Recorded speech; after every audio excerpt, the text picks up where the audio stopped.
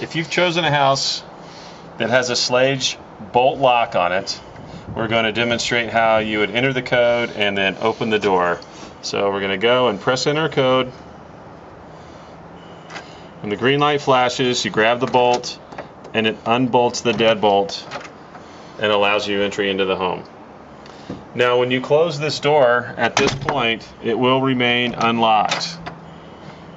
To lock the door, you re-enter your code. When the light stops flashing, or spin the deadbolt, and then it'll freely spin and your door is locked.